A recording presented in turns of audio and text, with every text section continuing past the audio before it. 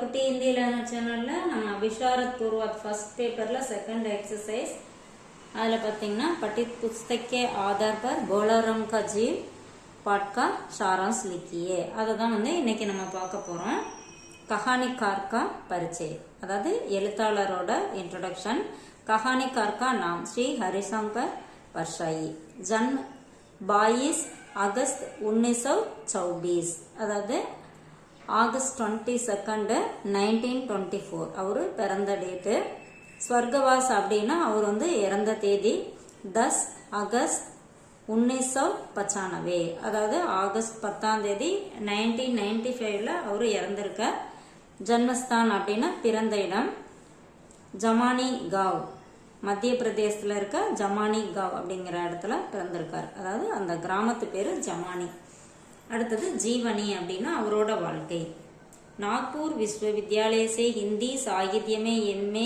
करने के बाद श्री हरिशंकर परसाई अध्यापन कार्य किया அதாவது அவர் வந்து நாக்பூர் யூனிவர்சிட்டில வந்து எம்ஏ இலக்கியம் படிச்சதுக்கு அப்புறம் அவர் வந்து आश्रियर தொழிலை பார்த்தாரு साहित्य के प्रति रुचि के कारण उन्होंने यह कार्य छोड़कर आजीवन साहित्य सेवा की அதாவது அவர் இலக்கியத்துல அவருக்கு இருந்த இன்ட்ரெஸ்ட்னால அவர் என்ன பண்ணாரு அந்த வேலையை விட்டுட்டு அவர் ஃபுல்லா வாழ்க்கை முழுவதும் ஆஜீவன் அப்படின்னா வாழ்க்கை முழுவதும் அவர் இலக்கியத்திலே வந்து சேவை செஞ்சாரு அப்படின்னு சொல்றாங்க சாகித்யிக் பரிச்சய அதாவது இலக்கியத்துல அவரோட इंट्रोडक्शन என்னன்னா அப்படின்னா कहानी संस्मरण रेखा चित्र पत्र साक्षात्कार निबंध लेखन के साथ इन्होंने व्यंग्य लेखन में अपना नाम सार्थक बनाया है அதாவது இவர் வந்து கதை இந்த நினைவு குறிப்புகள் வரைபடங்கள் கடிதங்கள் நேர்காணல் சாட்சாத்காரனா நேர்காணல் இன்டர்வியூ எடுத்து அதை வந்து கொடுக்கறது கட்டுரைகள் நிபந்த லேக்கன்னா கட்டுரைகள் இது எல்லாத்துலயும் இது மட்டும் இல்லாம व्यंग्य லேக்கன் அப்படின்னா நகைச்சுவையா எழுதுறது இதுல எல்லாத்துலயுமே எழுதி சமூகத்துல வந்து ஒரு இவரோட பெயரை வந்து நிலைநாட்டியிருக்காரு அப்படின்னு சொல்றாங்க ரச்சனாயே அப்படின்னா படைப்புகள் இவரோட படைப்புகள் என்னென்ன அப்படிங்கறத இங்க கொடுத்திருக்காங்க கே பிரமுக் व्यंग्य संग्रह அதாவது அவரோட முக்கியமான நகைச்சுவை தொகுப்புகள் उनके दिन फिरे हंसते हैं रोते हैं बोलती रेखाएं तिरछी रेखाएं आदि இதெல்லாம் இவரோட படைப்புகள் फर्स्ट இப்போ सारांश பார்க்கலாம் இதோட சுருக்கம் बोलाराम का जीव श्री हरिशंकर परसाई की व्यंग्यात्मक शैली का सुंदर उदाहरण है அதாவது बोलाराम का जीव அப்படிங்கிற இந்த ஒரு கதை வந்து ஹரிசங்கர் பர்சாய் அவங்களோட ஒரு நையாண்டி கதைக்கு ஒரு சிறந்த உதாரணமா இருக்கு अदाद नगचुवे कदे की सिरंद उदाहरण इருக்கு सरकारी कार्यालय में व्याप्त भ्रष्टाचार का यथार्थ चित्रण प्रदान करने के साथ मनुष्य के स्वभाव के बारे में यह कहानी प्रकाश डालती है அதாவது இது வந்து எதை வந்து நமக்கு வெளிச்சம் போட்டு காட்டுது அதாவது வெளிப்படுத்துது அப்படின்னா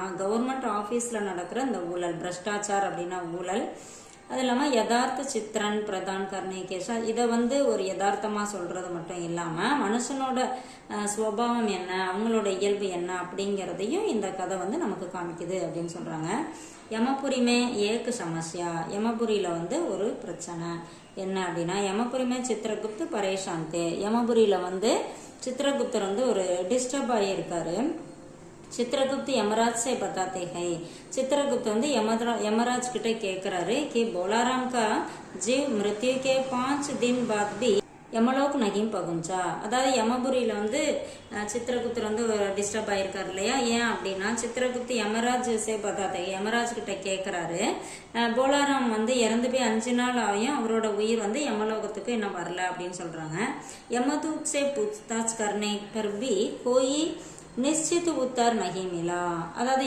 யமதூத் கிட்ட இதை பத்தி டிஸ்கஸ் பண்ணி அதை விசாரணை நடத்தினதுக்கு அப்புறம் எந்த ஒரு கரெக்டான ஆன்சரும் கிடைக்கல ஜிஸ்ஸே யமராஜ் பரேஷான் ஹோ ஜாத்தே இதனால யமராஜ் வந்து டிஸ்டர்ப் ஆகியிருக்காரு அப்படின்னு சொல்லி சொல்றாங்க அடுத்தது நாரத் பனே தூத் நாரதர் வந்து தூதரா ஆறாரு எங்க போறதுக்கு அப்படின்னு பார்க்கலாம் நாரத்னே தர்மராஜ் சே சமஸ்யா பூச்சி நாரதர் வந்து தர்மராஜ் கிட்ட பிரச்சனையை கேட்கிறாரு यमराज ने बताया कि समस्या नरक में स्थान की नहीं बल्कि बोलाराम नामक व्यक्ति की मृत्यु के बाद उसका जीव नहीं मिल रहा.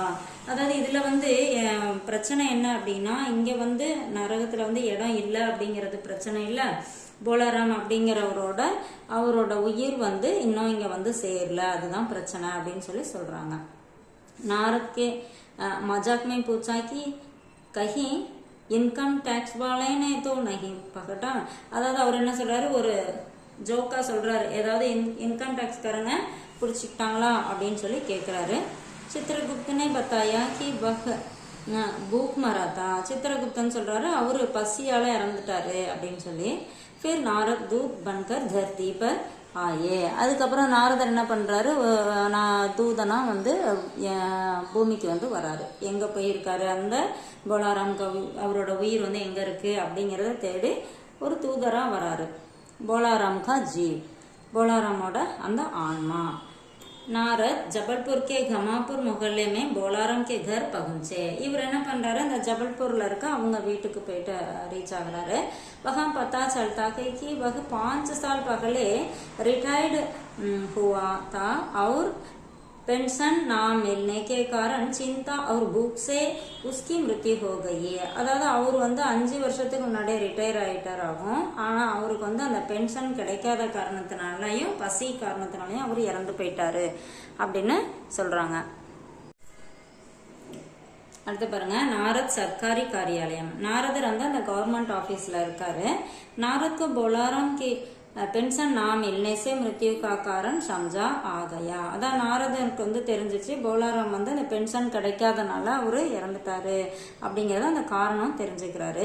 वे सरकारी दफ्तर पहुंचे. அந்த கவர்மெண்ட் ஆபீஸ போய் சேர்றாரு. वहां बाबू ने उनके फाइल के वचन का महत्व बताया. அங்க இருக்க அந்த ஆபீசர் வந்து சொல்றாரு, இங்க இருக்க அந்த ஃபைலோட சிறப்பு என்ன அப்படிங்கறத சொல்றாரு. நாரத் सीधे अफसर के कमरे में चले गए और बाबू ने उनसे कारण पूछा. நாரதர் என்ன பண்றாரு, நேரா அந்த ஹெட் ஆபீசருக்கு அந்த ரூம்குள்ள போயிடுறாரு. அவர் வந்து ஏன் எதுக்கு வந்திருக்கீங்க என்ன எதுங்கிற அந்த காரணத்தை வந்து கேட்கிறாரு. அடுத்து பாருங்க, போலாராம் का जीव, போலாராமோட உயிர். अफसर ने उनके समझाया कि सरकारी दफ्तरों में रिश्वत के बिना काम नहीं चलता. அதாவது அந்த ஆபீசர் வந்து சொல்றாரு, நாரதர்கிட்ட வந்து சொல்றாரு, புரிய வைக்கிறாரு, இங்க வந்து இந்த கவர்மெண்ட் ஆபீஸ்ல எல்லாம் எந்த ஒரு லஞ்சமும் கொடுக்காம வேலை நடக்காது அப்படிங்கிறாரு. नारद के पास वीणा थी. नारदर கிட்ட வீணை ஒன்று இருந்தது. जिसे देख अधिकारी ने कहा, இதை பார்த்துட்டு அந்த அதிகாரி வந்து சொல்றாராம் कि एक कान की चीज है, இது வந்து ஒரு முக்கியமான விஷயத்துக்கு யூஸ் ஆகும். लड़की को संगीत सिखाओ तो जल्दी शादी होगी. அதாவது என்னோட பொண்ணுக்கு வந்து இந்த சங்கீதம் கத்துக்கிட்டானா சீக்கிரம் மேரேஜ் ஆயிரும். நாரத் से வீணா छीन ली गई. நாரதர் கிட்ட வந்து அந்த வீணை வந்து பிடுங்கப்பட்டுச்சு அப்படின்னு சொல்றாங்க. तभी बाबू ने चपरासी से बोलाराम की फाइल लाने को कहा. அப்போ வந்து அந்த ஆபீசர் வந்து பியூன் கிட்ட சொல்றாரு, போலாராமோட ஃபைலை எடுத்துட்டு வா அப்படின்னு சொல்றாரு. फाइल में बहुत से दस्तावेज और अर्जियां அதில் வந்து நிறைய ஃபைல் எல்லாமே நிறைய இருந்தனால அப்ளிகேஷன்லாம் நிறைய இருந்துச்சு. நாரத்னே சம்ஜாக்கி சாஹப் ஊஞ்சா சுன்தேகே, அதாவது அவர் சத்தமாக சொல்லணும் அப்படிங்கிறது சொல்ல சொன்னாருங்க, அதை புரிஞ்சுக்கிட்டாரு. அதனால அவருக்கு வந்து பேரை வந்து சத்தமாக சொல்றாரு. இஸ்லியே ஜோர் சே போலே போலாராம், அதனால அவர் சத்தமாக சொல்றாரு போலாராம் அப்படின்ட்டு. ஃபைல் சே அச்சானக் தீமி ஆவாஜ் ஆயி, ஃபைலில் வந்து உடனே அப்போ ஃபைலில் இருந்து ஒரு மெதுவாக ஒரு சவுண்டு வருது. மை யஹி அட்காகும், நான் இங்கே தான் மாட்டிக்கிட்டு இருக்கேன் அப்படின்னு ஒரு சவுண்ட் வருது. போலாராம் கா ஜீவன் நே கஹா மை தோ யஹி அட்காகும், போலாராமோட அந்த உயிர் வந்து சொல்லுது, நான் இங்கே தான் மாட்டிக்கிட்டு இருக்கேன். பென்ஷன் கி அப்பனி தரக்வாஸ்தே சோட்கர் மை நகி சக்தா, இந்த பென்ஷனுக்காக நான் கொடுத்த மனுக்கள் எல்லாம் விட்டுட்டு என்னால் வர முடியாது அப்படின்னு சொல்லி சொல்லுது. விசேஷத்தான சிறப்பு, இந்த கதையோட சிறப்பு என்ன அப்படின்னா, கதாவஸ்து கதைக்களம். यह कहानी सरकारी कार्यालय में व्याप्त भ्रष्टाचार पर आधारित है. இந்த கதை வந்து கவர்மெண்ட் ஆபீஸ்ல நடக்கிற அந்த ஊழலை பேஸ் பண்ணி இருக்கு. और एक साधारण नागरिक की सहायता को व्यंग्यात्मक रूप में प्रस्तुत करती है. அதாவது அது இல்லாமல் ஒரு சாதாரண குடிமகனுக்கு எப்படியெல்லாம் ஒரு ஹெல்ப் கிடைக்குது அப்படிங்கிறத ஒரு நையாண்டியா, அதாவது நகைச்சுவையா இதில் சொல்லியிருக்காரு. கதோப்கதன்னா இதோட உரையாடல். கதோப்கதன் கஹானிக்கு ருச்சிகர் பனானமே காம் ஆயா ஹை. அந்த உரையாடல் வந்து கதையை வந்து ரொம்ப இன்ட்ரெஸ்டாக கொண்டு போகிற மாதிரி இருக்கு. உதாரணம் அதுக்கு வந்து ஒரு எக்ஸாம்பிள் பாருங்க. ஆப் ஹை வைராகி தப்தரோं के रीति रिवाज नहीं जानते. இது வந்து இதில் வர ஒரு லைன். உத்தேசிய இந்த கதையோட நோக்கம் என்ன? சர்க்காரி காரியாலயம் में व्याप्त रिश्वत तथा भ्रष्टाचार पर प्रकाश डालना कहानीकार का उद्देश्य है. இதோட குறிக்கோள் என்ன? அந்த கதையோட நோக்கம் என்ன? அரசாங்க ஆபீஸ் இருக்கு இல்லையா, அதுல இருக்க அந்த லஞ்சம் ஊழல் இதெல்லாம் வந்து வெளிப்படுத்துறது, மக்களுக்கு வேலையில கொண்டு வந்து காமிக்கிறது தான் இந்த கதையோட நோக்கம். இந்த கஹானிக்கார இந்த எழுத்தாளரோட நோக்கம் அதுதான். பாஷா அவர் ஸ்டைலி, அதாவது லாங்குவேஜும் அது சொல்லியிருக்க அந்த ஸ்டைலும் எப்படி சொல்லியிருக்காங்க அப்படிங்கிறது. போலாராம் கா ஜீவ் கஹானிமே பாஷா और शैली दोनों में व्यंग्य भरा पड़ा है. அதாவது போலாராமோட அந்த வாழ்க்கையில வந்து லாங்குவேஜ் அப்புறம் அவருக்கு சொல்லியிருக்க ஸ்டைலு எல்லாமே ஒரு நகைச்சுவையா இருக்கு. कहानी को रुचिकर बनाने में भाषा और शैली का काम सराहनीय रहा है. அதாவது கதையை வந்து ரொம்ப இன்ட்ரெஸ்டா கொண்டு போறதுல வந்து இந்த லாங்குவேஜ் அவர் சொல்லியிருக்க அந்த விதம் எல்லாமே மிக பாராட்டக்கூடியதா இருக்கு அப்படின்னு சொல்றாங்க. அடுத்தது பாத்திர ஏவம் சரித்திர சித்திரன், அதாவது கேரக்டரும் அதோட குணாதிசயங்களும் என்ன அப்படின்னு கொடுத்துருக்காங்க. ஃபர்ஸ்ட் வந்து பார்த்தீங்கன்னா போலாராம் ஏக் ஈமான்தார் ரிட்டையர்டு கர்மச்சாரி. அவர் வந்து ஒரு நேர்மையான ரிட்டையர்ட் பர்சன். ஜோ பூக் அவர் சிந்தா கே காரன் மர் கயா. அவர் வந்து பசியாலையும் கவலையாலையும் இறந்து போயிடுறாரு. அடுத்து நாரதரை பத்தி சொல்றாங்க. ஏக் தூத் கே ரூப் மே समस्याओं को समझते हैं पर खुद असहाय हो जाते हैं. நாரதர் வந்து எல்லா விஷயங்களும் ஒரு தூதரா வந்து புரிஞ்சுக்கிறாரு, இருந்தாலும் அவராலையும் எதுவும் செய்ய முடியல அப்படின்னு சொல்றாங்க. சர்க்காரி பாபு அவர் ஆஃபீஸர், அதாவது கவர்மெண்ட் ஆஃபீஸர்ஸ் இருக்காங்களே அவங்கள பத்தி சொல்றாங்க. பிரஸ்ட் அப்படின்னா ஊழல் செய்யறது. ஸ்வார்த்தி அவர் சம்வேதன்சீல் அதிகாரி, அவங்க வந்து செல்ஃபிஸாகவும் மற்றவங்களோட உணர்வுகளை புரிஞ்சுக்காதவங்களாகவும் இருக்காங்க அப்படிங்கிறாங்க. பாத்திரம் கா சித்திரன், அதாவது இந்த கேரக்டர்ஸோட வர்ணனை வந்து யதார்த்தமாகவும் அப்புறம் பிரபாவசாலி டங்ஸ், அதாவது உணர்ச்சிகளை வெளிப்படுத்தக்கூடிய ஒரு விதமாகவும் கொடுத்துருக்காங்க.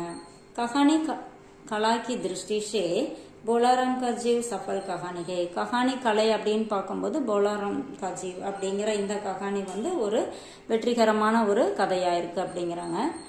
இது வந்து நான் உங்களுக்கு கொஞ்சம் ஷார்ட் பண்ணி கொடுத்துருக்கேன். இது உங்களுக்கு ரொம்ப யூஸ்ஃபுல்லாக இருக்குன்னு நினைக்கிறேன். தேங்க்யூ.